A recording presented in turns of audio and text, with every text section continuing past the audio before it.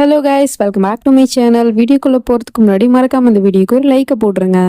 Last பார்ட்டில் நம்ம ஹீரோயினி கனவு கண்டுட்டு பயந்து போய் முழிச்சு பார்க்குறா. அப்போ பார்த்தா எதிர்த்தாப்புல ஏதோ ஒரு நிழல் போகிற மாதிரி தெரியுது. அதை பார்த்துட்டு யாரு யாருன்னு கேட்டால் அவங்க எதுவுமே பதில் சொல்ல மாட்டாங்க. அதுக்கப்புறம் அப்படியே கீழே இறங்கி யாரு யாருன்னு கேட்டுகிட்டே வந்துட்டு இருக்கா. பவர் வேற கட் ஆயிடுச்சு போல, அதனால லைட்டும் ஆன் ஆக மாட்டேங்குது. இதில் இவ இன்னுமே பயந்து போய்ட்றா. அப்படி இவ பயந்து போய் பார்த்துட்டு இருக்கும் போது அங்கே அந்த விராஜோட குரல் தான் கேட்குது. ஜான்வி, ஐ எம் பேக், நான் வந்துட்டேன் உனக்காக தான் அப்படிங்கிற மாதிரிலாம் நம்ம விராஜோட குரல் கேட்டுட்டு இருக்கு. ரொம்பவே பயந்து போய்ட்றா.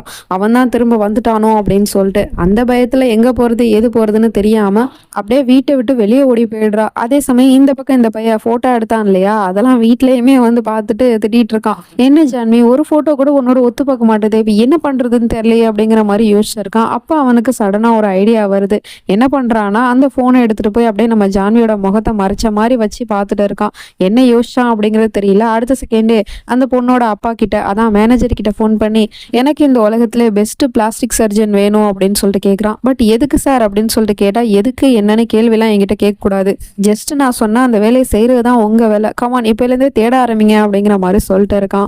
ஸோ இவன் மண்டைக்குள்ள இப்போ என்ன ஓடுது அப்படின்னா, நம்ம ஜான்வி மாதிரியே தானே அவள் இருக்கா. அவளோட குரல் அப்புறம் நடை பாவனை எல்லாமே அவளை மாதிரி இருக்கு. ஹைட்டு வெயிட்டு எல்லாமே அதே மாதிரி தான் இருக்கு. பட் ஃபேஸு நம்ம ஜான்வி மாதிரி இல்லை. ஸோ அவளோட முகத்தையுமே மாற்றணும்னு முடிவு பண்ணிட்டான் போல. பண்றது கொடுமை. எப்படியும் அந்த பொண்ணை கூட்டிட்டு வந்து கொடுமை தான் படுத்த போறான். இதுல முகம் வேற அவளை மாதிரியே இருக்கணும். அப்போ நம்ம ஜான்வியை தான் முழுக்க முழுக்க டார்கெட் பண்ணி இவன் எல்லாம் பண்ணிட்டு இருக்கான். இந்த பக்கம் நம்ம ஜான்வி வெளியே ஓடி வந்தா இல்லையா, அவ எங்கேயுமே போல. அதே வீட்டு வாசல்ல அப்படியே படுத்து தூங்கிட்டா போல. கொஞ்ச நேரம் கழிச்சு அந்த அங்கிள் வந்து பார்த்துட்டு, என்னம்மா சியா, நீயே இங்கே உட்காந்துருக்க, வீட்டுக்குள்ள போக வேண்டியதானன்னு கேட்குறாரு. அது ஒன்றும் இல்லை அங்கிள், பவர் கட் ஆயிடுச்சு, அதான் எனக்கு வீட்டுக்குள்ள இருக்க பயமா இருந்துச்சு, அதான் வெளியே வந்து உட்காந்துருக்கேன், அப்படியே தூங்கிட்டேன் அப்படின்னு சொல்றான். சரி ஒன்றும் பிரச்சனை இல்லை, இன்வெர்டர்ல பேட்டரி போயிருக்கோம், நான் போய் கார் பேட்டரி எடுத்துட்டு வரேன், நீ உள்ள போமா அப்படின்னு சொல்லிட்டு அனுப்பி வைக்கிறாரு. இப்போ மார்னிங் ஆயிடுச்சு. காலங்காத்தால அந்த பொண்ணுகிட்ட தான் கடலை போட்டுட்டு இருக்கான். திரும்பவும் ஃபோன் பண்ணி லஞ்சுக்கு என்னோட வீட்டுக்கு வரியா அப்படின்னு சொல்லிட்டு கூப்பிட்டுட்டு இருக்கான். அந்த பொண்ணும், என்ன சார் அப்பா ஏதாவது சொல்லுவார் சார், நான் வரல அப்படின்னு சொல்லிட்டு இருக்கா. அட அப்பாவை பத்தி யோசிக்காத, அவருக்கு நான் வேற வேலை கொடுத்துட்டேன், அதனால அதுல பிஸியா இருப்பாரு, நீ கிளம்பி வீட்டுக்கோ அப்படின்னு சொன்னதும் அவளும் சரி அப்படின்னு சொல்லிடுறா. சரி கிளம்பி வா, நான் உனக்காக வெயிட் பண்றேன் அப்படின்னு சொன்னா, ஒரு நிமிஷம் இருங்க சார், நான் உங்ககிட்ட ஒரு விஷயம் சொல்லணும் அப்படின்னு சொல்லிட்டு அப்படியே வெக்கப்பட்டுக்கிட்டு இருக்கா. ஸோ இதுல இருந்தே தெரியுது அவன் விரிச்ச வலையில இவ வசமா மாட்டிக்கிட்டா அப்படின்னு. லவ் பண்றா போல. அதை அவன்கிட்ட சொல்ல ட்ரை பண்றா. பட் எப்படி சொல்றதுன்னு தெரியல. என்ன பிரியா, என்ன சொல்லணும் சொல்லு அப்படின்னு சொல்லிட்டு கேட்கறான். இல்ல ஒண்ணு இல்லைன்னு சொல்லிடுறா. ஒண்ணு இல்லையா அப்படின்னு சொல்லிட்டு அவன் கேட்டதும், இல்ல இருக்கு சார், பட் நான் வந்து இப்போ சொல்லல, லஞ்சுக்கு எப்படியும் உங்க வீட்டுக்கு தானே நான் வருவேன், அப்ப நான் சொல்றேன் சார் அப்படின்னு சொல்லிடுறா. சரி ஓகே வா, நான் உனக்காக வெயிட் பண்றேன் அப்படின்னு சொல்லிட்டு போனை கட் பண்ணிடுறான். இவன் நினைச்ச மாதிரியே அவன் காரியத்தை கொஞ்சம் கொஞ்சமா சாதிச்சுக்கிட்டு இருக்கான். கொஞ்ச நேரம் கழிச்சு அந்த பொண்ணும் வீட்டுக்கு வந்துடுறான். வந்த உடனே வெல்கம் பிரியா, நான் என்னோட வீட்டுக்கு உன்னை வரவேற்கிறேன் அப்படின்னு சொல்லிட்டு உள்ள கூட்டிட்டு போறான். அவ வீட்டை பார்த்துட்டு அசந்து போயிடுறா. வா, உங்க வீடு எவ்வளவு பெருசா இருக்கு, அப்புறம் அழகாவும் இருக்கு சார் அப்படின்னு சொல்லிட்டு இருக்கா. உனக்கு பிடிச்சிருக்கா, சரி இரு நான் சாப்பாடு எடுத்துட்டு வரேன் அப்படின்னு சொல்லிட்டு போறான். அப்பதான் அந்த பொண்ணு வந்து அங்க நம்ம ஜான்வியோட போட்டோ மாட்டி இருக்கிறத பாக்குறா.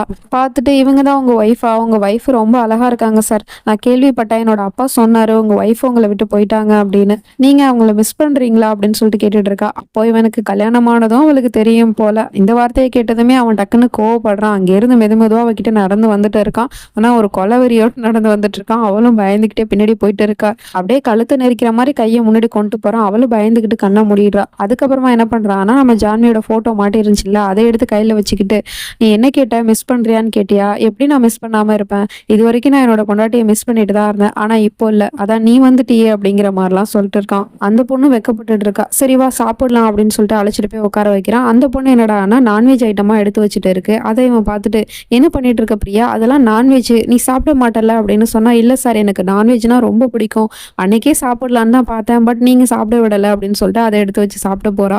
இவனுக்கு ஒன்றும் புரியல. நம்ம ஜான்விக்கு நான்வெஜ்ஜும் பிடிக்காது, அவ வெஜிடேரியன் தான். ஸோ இந்த பொண்ணு நான்வெஜ் சாப்பிட்றத பார்த்துட்டு அப்படியே அதிர்ச்சியோட பார்த்துட்டு இருக்கான். அதுக்கப்புறம் சரி இருமா, நான் உனக்காக இன்னொரு ஐட்டம் செஞ்சேன், அதையும் எடுத்துட்டு வரேன் அப்படின்னு சொல்லிட்டு அங்கிருந்து போறான். அதுக்கப்புறம் அதையும் எடுத்து டேபிள்ல வச்சுட்டு, இது உனக்காக தான் நான் செஞ்சேன் அப்படின்னு சொன்னதும் அந்த பொண்ணு அதை ஓப்பன் பண்ண போறா. இல்ல இப்போ நீ ஓப்பன் பண்ணக்கூடாது, சரி நீ என்கிட்ட போன்ல ஏதோ சொல்லணும்னு சொன்னியா, அது என்ன இப்போ சொல்லு அப்படின்னு சொல்லிட்டு கேட்கறான். உடனே அந்த பொண்ணும் வெக்கப்பட்டுக்கிட்டே, ஐ லைக் யூ சார் அப்படின்னு சொல்லிடுறா. என்ன I like you, I like you மட்டும் தானா, இல்லையே நீ வேற ஏதோ சொல்ல வந்த, என்ன சொல்ல வந்த சொல்லு அப்படின்னு சொல்லிட்டு கேட்டா அவ வெக்கப்பட்டுட்டு இருக்கா. உடனே இவனும் புரிஞ்சுக்கிட்டு, நீ என்ன காதலிக்கிறியா அப்படிங்கிற மாதிரி கேட்டுடுறான். உடனே அவளும் ஆமாங்கிற மாதிரி தலையாட்டிட்டு இருக்கா. இதற்குத்தானே ஆசைப்பட்டாய் பாலகுமாரா அப்படிங்கிற மாதிரி இவனும் வெக்கப்பட்டுட்டு, நானும் உன்னை காதலிக்கிறேன் அப்படின்னு சொல்லிடுறான். அதுக்கப்புறம் இப்ப நீ அதை ஓபன் பண்ணி பாரு அப்படின்னு சொல்லிட்டு இருக்கான். உடனே இவளும் ஓபன் பண்ணி பாக்குறா. பார்த்து அவளுக்கு பயங்கரமான ஷாக்கு.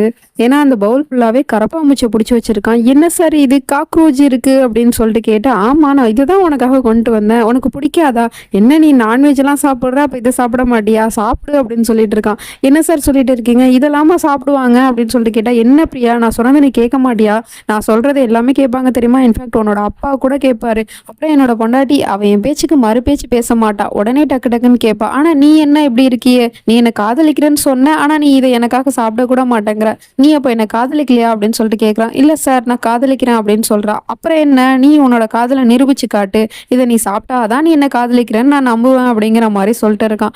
உடனே அந்த பொண்ணு கொஞ்சம் கூட யோசிக்காம அந்த கரப்பாம்பூச்சி அப்படியே கையில எடுத்துட்டு இருக்கா.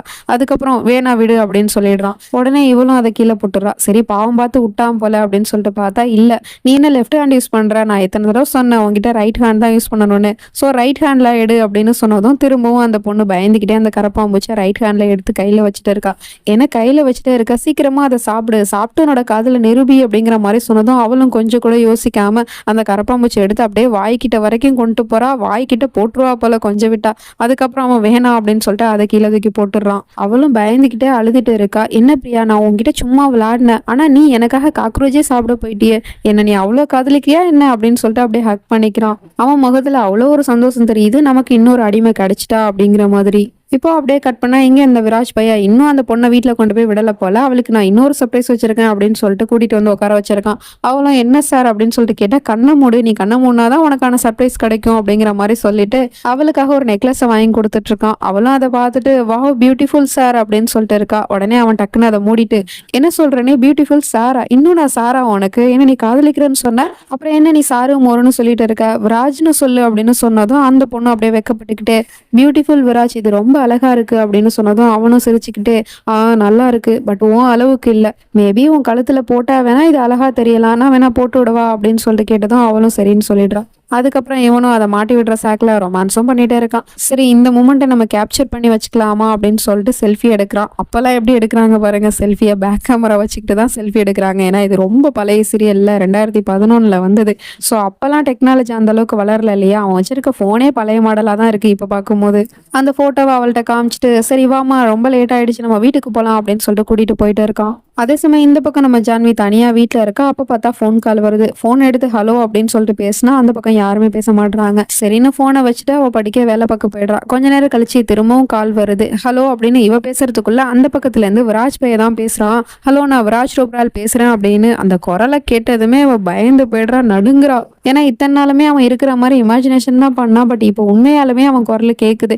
என்னாச்சு, ஏதாவது பேசுங்க, நான் பேசுறது கேக்குதா, நான் விராஜ் டோப்ரால் பேசுறேன் மணாலிலேருந்து அப்படின்னு சொல்லிட்டு இருக்கான். உடனே அவன் அந்த போனை கீழே தூக்கி போட்டு மிரண்டு போய் அப்படி நின்றுட்டு இருக்கா. உண்மையாலுமே அவன் தான் பேசுறான் அப்படின்னு சொல்லிட்டு. ஆனா அவனுக்கு எப்படி இந்த நம்பர் கிடைச்சிச்சு அப்படிங்கிறது தான் தெரியல. வெயிட் பண்ணி தான் பார்க்கணும். நெக்ஸ்ட் நினைச்சு நம்ம அடுத்த பாட்டில் பார்த்து தெரிஞ்சுப்போம். அது வரைக்கும் பை ஃப்ரெண்ட்ஸ்.